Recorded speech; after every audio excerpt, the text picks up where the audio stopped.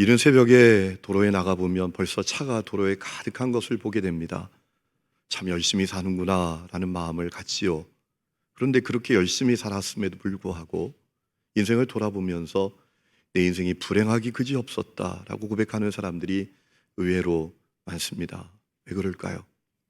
원인 없는 결과 없듯이 중요한 원인이 있습니다. 인생의 본질과 비본질, 인생의 우선과 차선을 바르게 분별하고 바르게 반응하는 모습이 그에게 없었기 때문입니다. 제가 부산에 사역할 때 권사님 자녀가 아파트에서 뛰어내려서 장애자가 됐습니다. 이 아이가 공부를 안 하고 속을 좀 썩입니다. 엄마 아빠가 권사님인데도 그에게 입만 열면 나가 죽으라고, 나가서 죽으라고 한 거예요. 그날 아침도 나가서 죽으라 했습니다. 아이가 화가 나서 학교에 가다가 엄마 아빠가 맞벌이 하는데 출근한 것을 확인하고 죽을 때도 엄마 아빠 말과 반대로 하고 싶어서 나가서 안 죽고 다시 아파트로 돌아와서 아파트 12층에서 뛰어내렸어요. 나무에 걸려서 심각한 장애를 갖게 됐습니다. 여러분, 많은 사람들이 본질이 아니라 비본질에 목숨 걸고 사선을 우선처럼 여기고 삽니다. 그렇다면 우리 인생에 있어서 본질은 뭡니까? 우리 삶에 있어서 그 무엇보다 우선되어야 할 것은 뭡니까? 사랑입니다. 사랑하면서 사는 것입니다. 제가 목소리가 상태가 좋지 않지요. 목을 많이 썼습니다. 1994년 담임 목회를 시작해서 29년을 목을 쓰면서 살았습니다. 목이 쉴 때가 많습니다. 잠길 때가 많습니다. 보통은 2, 3일이면 회복이 되는데 이번에 좀 오래 가는 겁니다. 느낌이 좀 싸한 느낌이 들었습니다. 그래서 강남에 있는 성대 전문병원에 가서 진료를 받고 촬영하고 검사를 했더니 성대 백반증, 성대 각화증이라는 겁니다. 목사님이니까 담배를 피우셨을 리는 없고 목을 많이 써서 이렇게 됐다라는 거예요.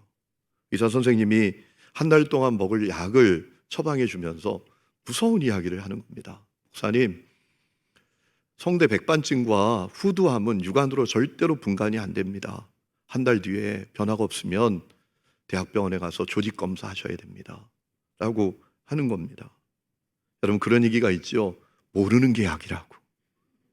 그 얘기 듣고 나니까 이상한 생각을 자꾸 하는 겁니다. 생각이 발전하는 겁니다. 혹시 말을 못하게 되면 어떻게 되지?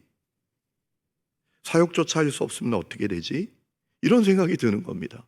그리고 생각이 발전해서 혹시라도 그렇게 된다면 그때 가장 속상하고 아쉬울 게 뭘까? 답이 간단했습니다. 더 사랑하지 못했던 것, 더 사랑한다고 말하지 못했던 것, 그것이 아쉽지 않을까? 이런 마음이 들었습니다. 여러분, 사랑은 우리 삶의 본질입니다. 우선입니다. 사랑으로 사는 삶은 절대로 불행해질 리 없습니다. 왜냐하면 우리가 믿는 하나님이 사랑이시기 때문입니다. 오늘 우리가 읽은 7절 말씀 보세요. 사랑하는 자들아, 우리가 서로 사랑하자. 사랑은 하나님께 속한 것이니 사랑하는 자마다 하나님으로부터 나서 하나님을 알고 사랑하지 않는 자는 하나님을 알지 못하나니 이는 하나님은 사랑이십니다. 제가 확실히 믿는 게 있습니다. 하나님은 절대로 실수하지 않는다라는 겁니다. 가끔 인간에게 일어나는 불행과 비극을 보면서 하나님 부정하고 비난하는 사람들이 있습니다. 하나님 살아계시냐? 하나님 좋냐? 그럼 왜 저런 일이 일어나? 왜 저런 일이 저 사람에게 생겨? 이러면서 하나님을 부정하고 비난하는 사람들이 혹시 있습니다. 여러분, 그들에게 욥과 헬런 켈러와 음주운전자가 몰던 차에 부딪혀서 온몸에 화상을 입은 이지선 자매는 그들의 삶으로 대답합니다.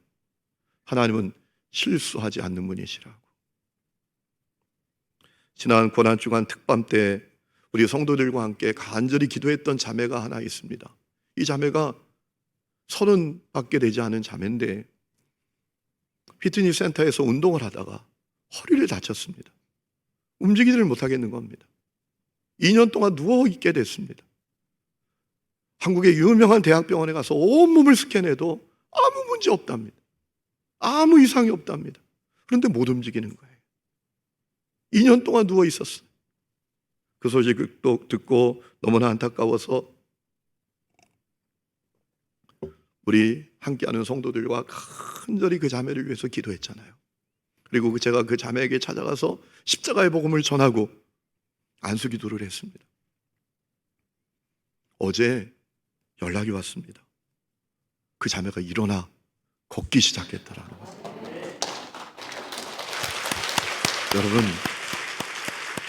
여러분 하나님은 사랑이십니다. 그러므로 우리가 사랑을 본질과 우선으로 여기고 살면 절대로 불행해질 리가 없지 않겠습니까?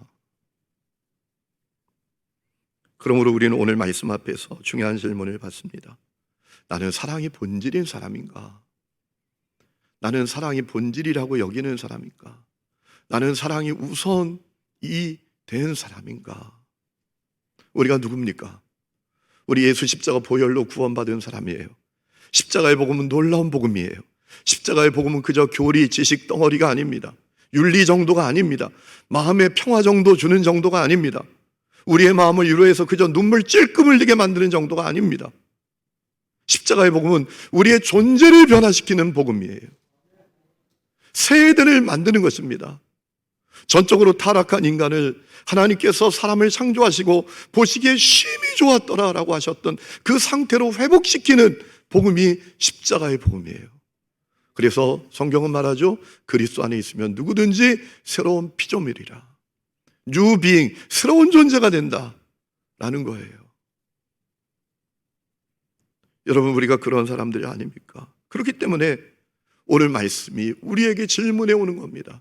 그렇기 때문에 너는 사랑이 본질이냐? 너에게 사랑이 우선이냐? 라고 질문해 오는 겁니다. 여러분 하나님께서 십자가 보혈로 구원받은 우리에게 원하시는 게 있습니다. 우리가 사랑을 나타내는 겁니다. 여러분 우리 하나님은 당신의 사랑을 우리에게 확실히 나타내 주셨습니다. 오늘 9절 말씀 보세요. 하나님의 사랑이 우리에게 이렇게 나타난 바 되었으니 10절 보면 요한은 나타난 하나님의 사랑을 가리켜서 사랑은 여기 있으니 라고 했습니다. 하나님의 사랑은 숨겨진 사랑, 감춰진 사랑이 아니었다라는 겁니다.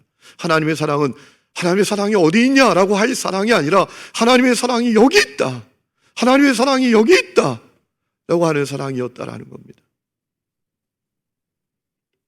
요한은 하나님께서 어떻게 우리를 사랑하셨는지, 우리에게 어떻게 사랑을 나타내 주셨는지 알려주고 있습니다. 우리를 구원하기 위해서 당신의 독생자까지 내어주셨다라는 겁니다. 9절 하나님의 사랑이 우리에게 이렇게 나타난 바 되었는데 하나님이 자기의 독생자를 세상에 보내셨다.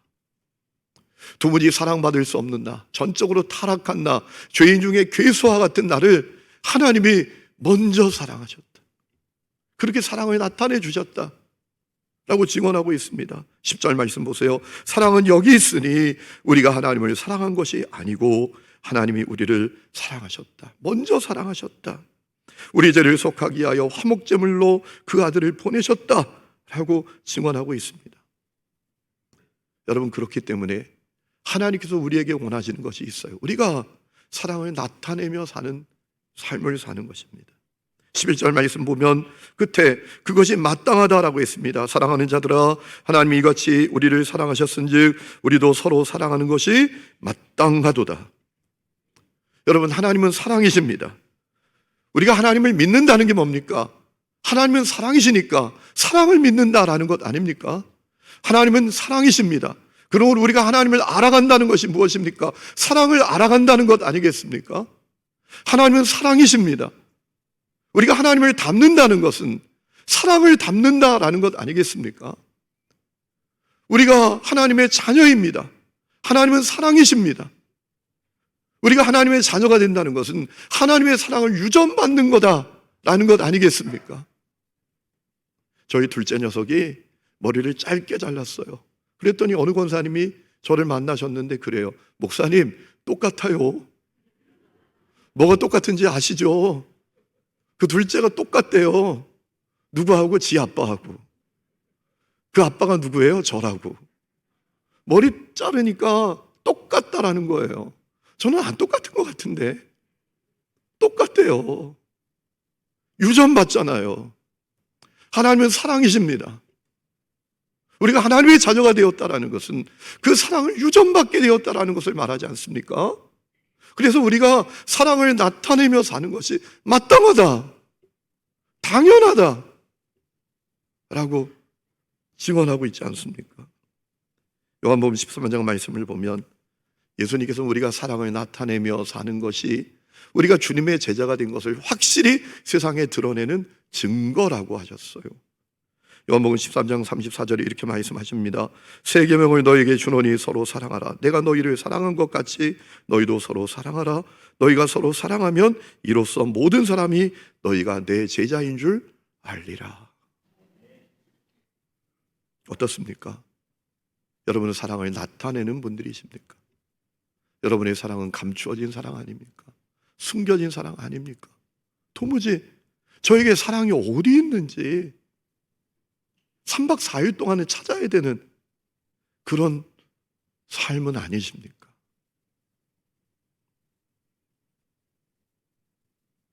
그렇다면 우리는 이런 질문을 떠올릴 수 있죠. 그렇다면 우리가 사랑을 나타내야 될 사람들은 누구야? 우리가 도대체 누구에게 사랑을 나타내야 되는 거야? 여러분, 성경이 그 답을 우리에게 알려주고 있습니다. 먼저는 하나님께 우리의 사랑을 나타내야 합니다. 신명기 6장 5절에 너는 마음을 다하고 뜻을 다하고 힘을 다하여 내 하나님 여호와를 사랑하라 라고 하셨습니다. 예수님 거기 한 가지를 덧붙이셨습니다. 목숨까지 더해서 하나님을 사랑하라. 그렇게 사랑하시기를 축원합니다. 그뿐만 아니라 영적 가족들, 함께 믿음의 길을 걷는 형제 자매들을 향해서 사랑을 나타내야 한다라고 하셨습니다. 갈라디아서 6장 10절에 말합니다. 우리는 기회 있는 대로 모든 이에게 착한 일을 하되 더욱 믿음의 가정들에게 할지니라. 왜요? 영적 가족이니까. 그리고 우리는 영적 가족인 동시에 영적 동지이니까, 이 땅에 하나님 나라를 확장하는 영적 동지이니까. 여러분, 우리 독립선언 하신 믿음의 선배들은 단지 동맹을 맺었어요. 동지는 그런 겁니다. 손가락을 끊어내면서 서로를 지키고 보호하고 함께하리라 맹세했던 사람들이 동지 아닙니까? 우리는 하나님 나라 확장하는 동지들이에요. 함께 예배하는 우리들은 그저 모래알처럼 모였다가 흩어지는 콩자루 속에 있는 콩과 같은 사람들이 아니라 동지란 말입니다. 하나님 나라 확장하는 동지예요. 그러니 함께 믿음의 길을 걷는 형제 자매들은 그들에게 사랑을 나타내야 합니다. 그리고 모든 사람에게 사랑을 나타내야 합니다. 여러분, 데살로니가전서 3장 12절 말씀을 현대인의 성경으로 띄웠습니다. 우리가 여러분을 사랑하듯 여러분도 더욱더 넘치는 사랑으로 서로 사랑하며 모든 사람을 사랑하게 되기를 주님께 기도합니다. 우리 그리스도인들은 모든 사람을 사랑해야 된다. 어떤 조건 때문에, 이유 때문에, 내게 돌아올 것 때문에 사랑하는 사람이 아니라 조건 없이, 아무 이유 없이 모든 사람을 사랑해야 된다. 여러분, 이 세상이 전쟁터 같습니다. 사느냐 죽느냐, 사라지느냐 남느냐, 전쟁터 같습니다. 그 전쟁터 같은 세상에서 사는 사람들 마음이 다 무너져 있습니다. 갈기갈기 찢겨져 있습니다. 그럴듯한 표정을 짓고 있어도 마음으로 펑펑 울고 있는 사람들이 이 서울에 가득합니다. 그래서 모든 사람을 사랑해야 하는 겁니다. 함부로 하면 안 되는 겁니다.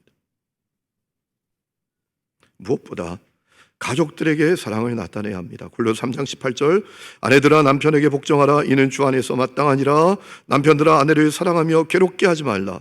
자녀들아 모든 일에 부모에게 순종하라. 이는 주 안에서 기쁘게 하는 것이니라. 문제는 성도들 가운데 가족 사랑에 대해서 어려움을 겪고 있는 분들이 의외로 많아요. 온 열방도 사랑합니다. 땅 끝에 있는 사람들도 사랑합니다. 그런데 가족들을 사랑하기는 너무나 고통스러워하는 분들이 많습니다. 차라리 가정의 달 5월을 달력에서 지워버렸으면 좋겠다. 이런 마음을 가진 분들도 간혹 있습니다. 5월이 달력에서 없으면 좋겠다, 이런 분들도 있습니다. 여러분, 우리에게 가족 사랑이 어려운 이유가 뭡니까?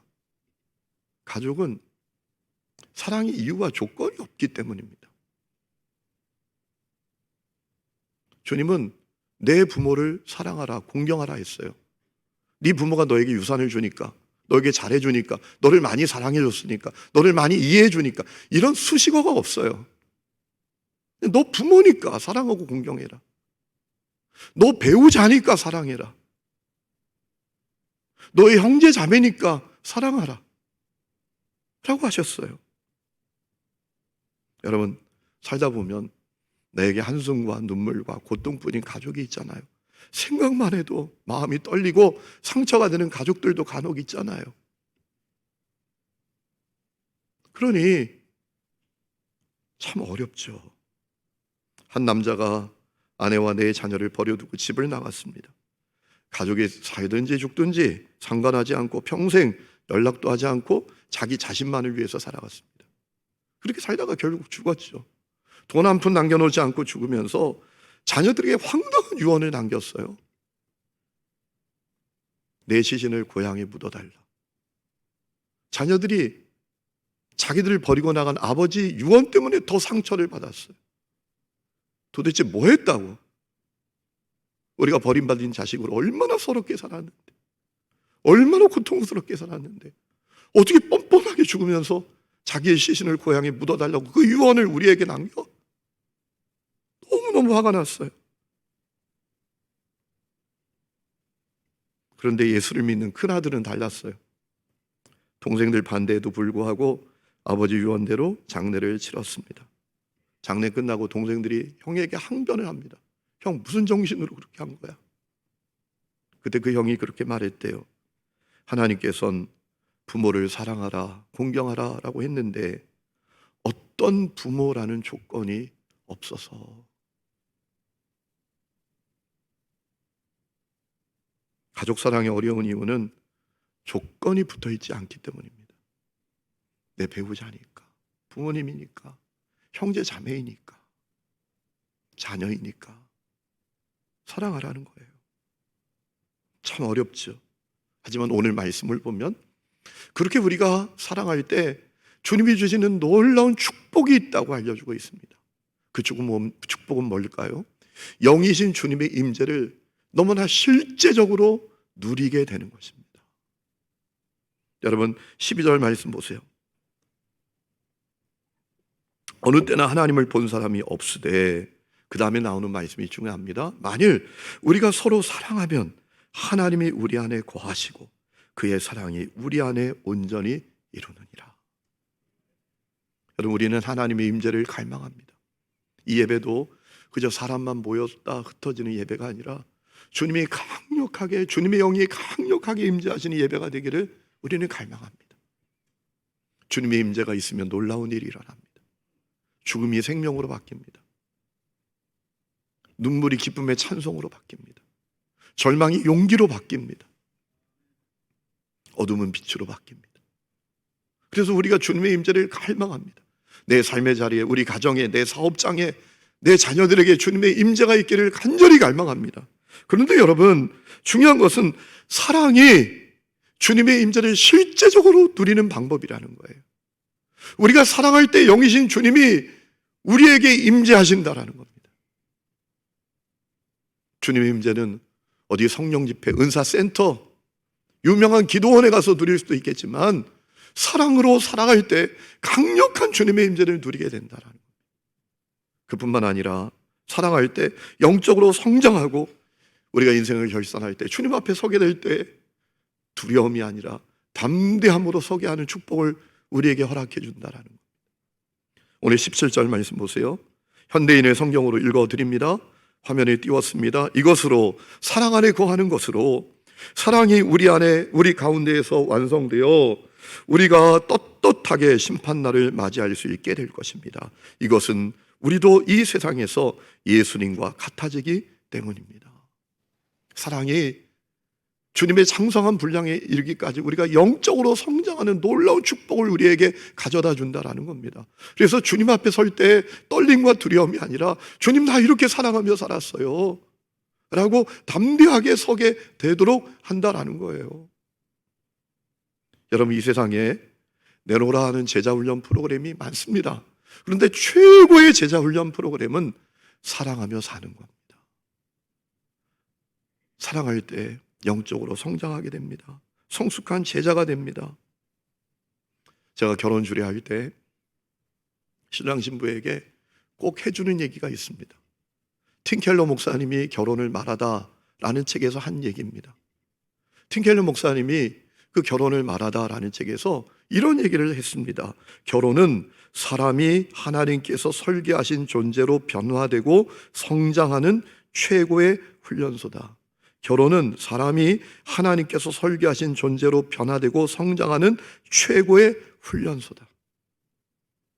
그래서 이 결혼이 중요하다라는 거예요. 여러분, 가만히 생각해 보면 왜 결혼이 사람이 하나님께서 설계하신 사람으로 세워질 수 있는 최고의 영적 성장의 훈련소일까요? 세상의 만남은요, 수틀리면 다 끊어내더라고요. 친구도 스승도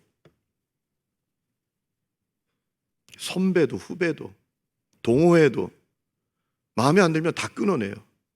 수틀리면 다 끊어내는 거예요. 제가 교육전사 할 때 한 아이가 교회를 안 나와요. 그래서 전화를 했더니 단번에 이렇게 말하더라고요. 전사님, 저 교회 끊었어요. 그러더라고요. 교회 끊었대요. 수틀리면 다 끊어요. 세상 만남은. 친구, 선배, 후배, 동료 아무 소용없어요. 그런데 끊어내기 어려운 관계가 있어요. 부부. 왜? 결혼 예배를 통해서 하나님 앞에서 언약을 통해서 한 몸이 됐잖아요. 한 몸은 못 끊어내잖아요. 이 팔이 마음에 안 든다고 끊어냅니까? 나하고 한 몸인데 그게 한 몸인 거잖아요. 그래서 끊어내기 어려워요. 죄송합니다. 여러분들 가운데 혹시 어떤 분들은 어려운 마음을 가지는 분들이 있을 텐데 이해하시기 바랍니다. 끊어내기 어려워요. 그러니까 어떻게 하죠? 참아요. 인내해요. 기다려요. 때로는 눈물 흘려요. 그를 위해서 간절히 기도해요. 때로는 거리에 나가서 펑펑 울면서 걷기도 해요. 여러분, 그러니까 영적으로 성장이 된다라는 거예요. 그러니까 영적으로 제자가 된다라는 거예요. 그러다 보니까 영적으로 성장이 된다는, 하나님께서 설계하시고 계획하신 사람으로 세워지더라는 거예요. 마음에 안 든다고 수틀린다고 끊어내면 무슨 성장이 되겠어요? 여러분, 교회도 그렇잖아요. 어떤 분은 아유 교회 마음에 안 들어, 딴 교회 가지 뭐, 교회가 여기밖에 없어. 그래서 영적 성장이 안 돼요. 여러분, 그거 아시죠? 못 피하다 못 만난다고. 그런 얘기 아시죠?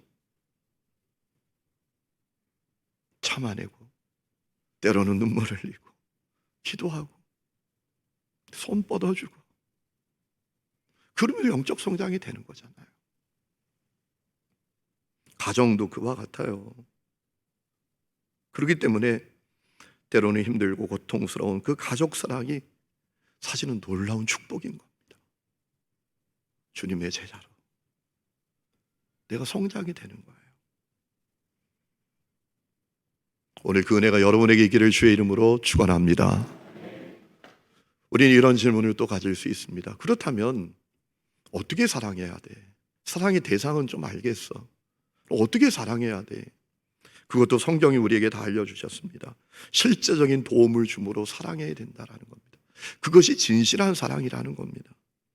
요한일서 3장 16절에 이렇게 주님이 말씀하셨습니다. 그가 우리를 위하여 목숨을 버리셨으니 우리가 이로써 사랑을 알고 우리도 형제들을 위하여 목숨을 버리는 것이 마땅하니라.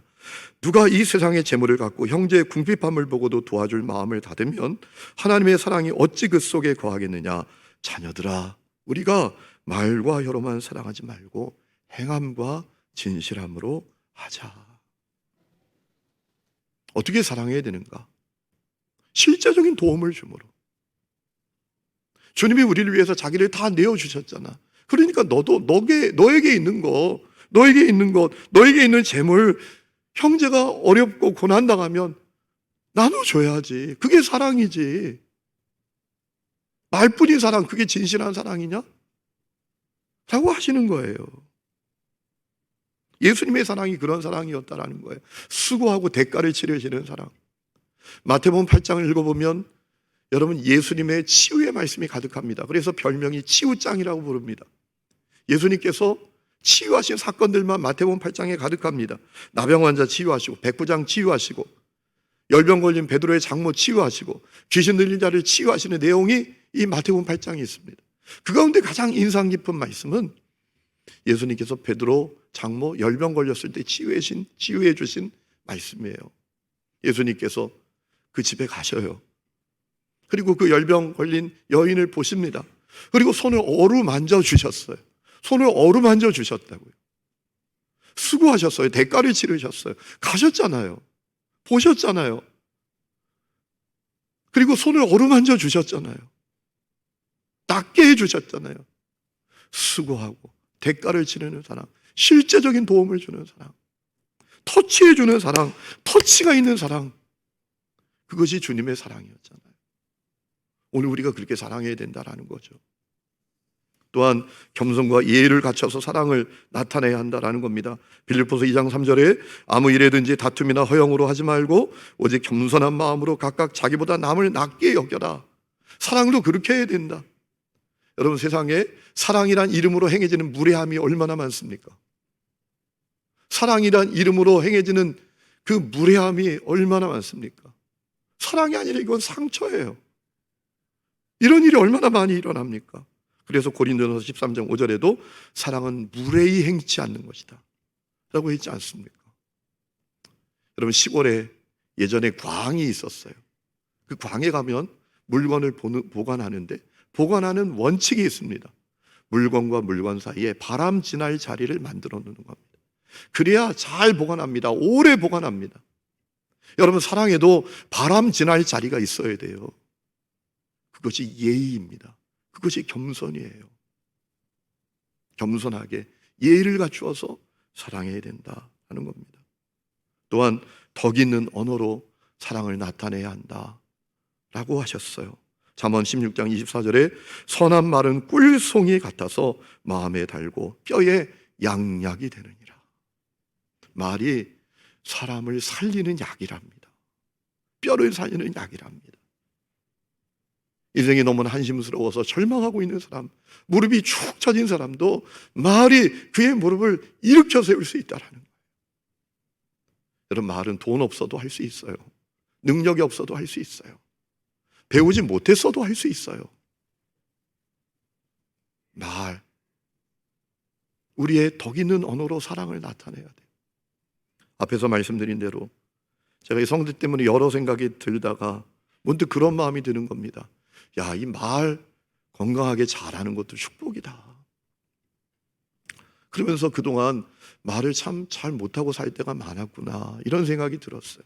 그래서 어느 지난 주일 아침에 제 아내에게 용기를 내서 제가 그랬어요. 여보, 제 아내가 아침을 하고 있는 때였습니다. 아유, 내가 오미크론 걸려서 일주일 동안 집에서 밥 해보니까 아유, 당신이 매일매일 밥하고 끼니 때마다 밥하고 그 연로하신 어머니 밥까지 맵게 해드리는 게 얼마나 힘들고 고통스러웠는지 내가 알게 됐어. 고마워. 그랬더니 가정의 영적 분위기가 달라지더라고요.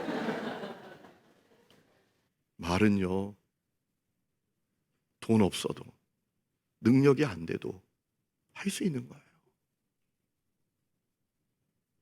무엇보다 주님을 바라보고 사랑을 나타내야 합니다. 고린도후서 10장 17절 자랑하는 자는 주 안에서 자랑할지니라.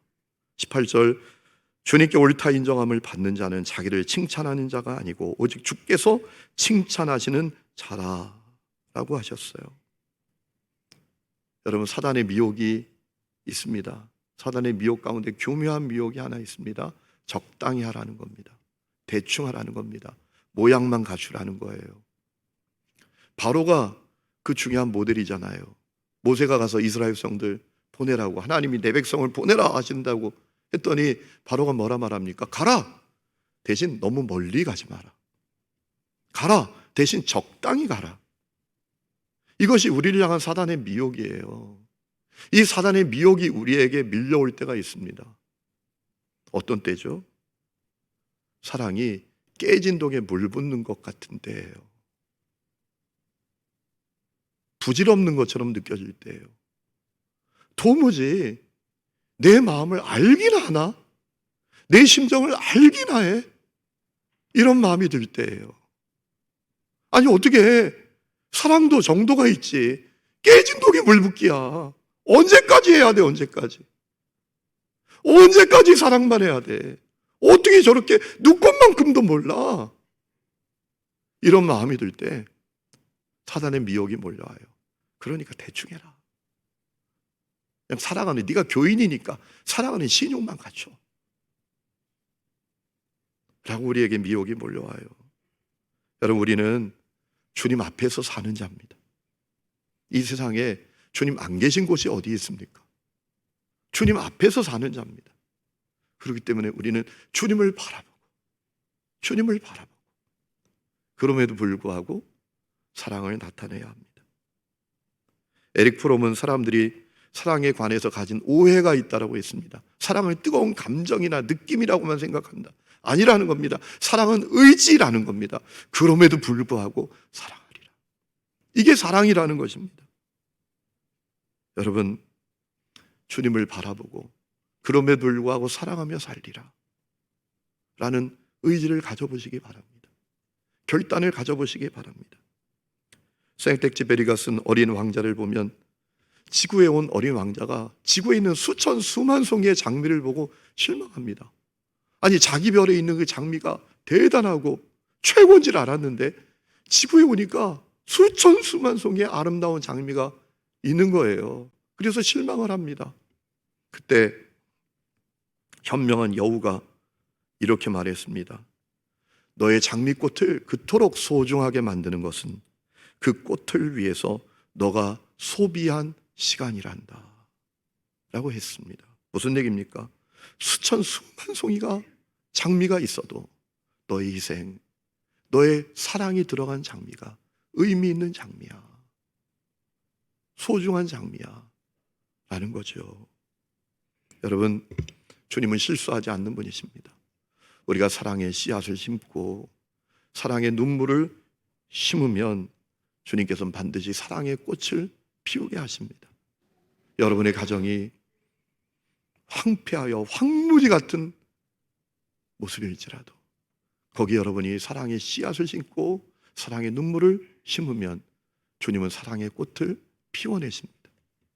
그의 심령이 가시밭 같은 심령이라 할지라도 여러분이 그 심령에 사랑의 씨앗을 심고 사랑의 눈물을 심으면 주님은 사랑의 꽃을 피워내십니다. 5월입니다. 여러분, 다시 결단하십시오. 사랑하며 살리라. 사랑으로 살리라. 그 은혜가 여러분에게 있기를 주의 이름으로 축원합니다. 우리 이 시간에 찬양 부르고 예배를 마칩니다. 예전에 이 찬양을 많이 불렀는데요, 옛날 찬양이라고 부른 지가 참 오래된 것 같습니다. 사랑의 종소리라는 제목의 찬양입니다. 주께 두 손 모아 비나니 크신 은총 베푸사 밝아오는 이 아침을 환히 비춰주소서. 오주 우리 모든 허물을 보혈의 피로 씻겨주시고 하나님의 사랑 안에서 행복을 갖게 하소서. 서로 믿음 안에서 소망 가운데 서로 사랑 안에서 손잡고 가게 해주십시오. 우리 찬양을 주님께 우리의 고백으로 올려드리겠습니다.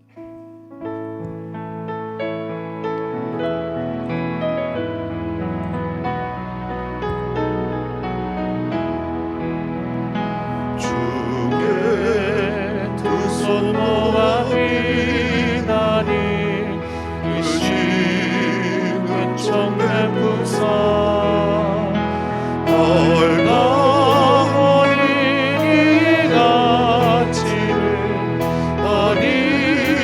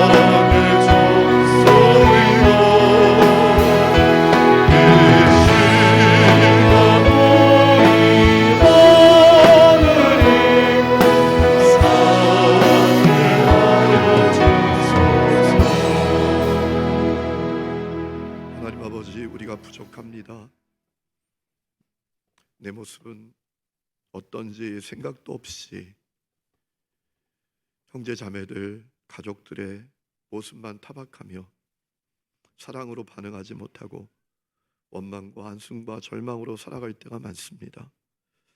부족한 우리를 끝까지 사랑하신 주님, 독생자까지 내어주신 사랑을 분명히 나타내 주신 그 주님의 사랑을 깊이 기억하고 사랑으로 사는 저희들 되게 하여 주시옵소서.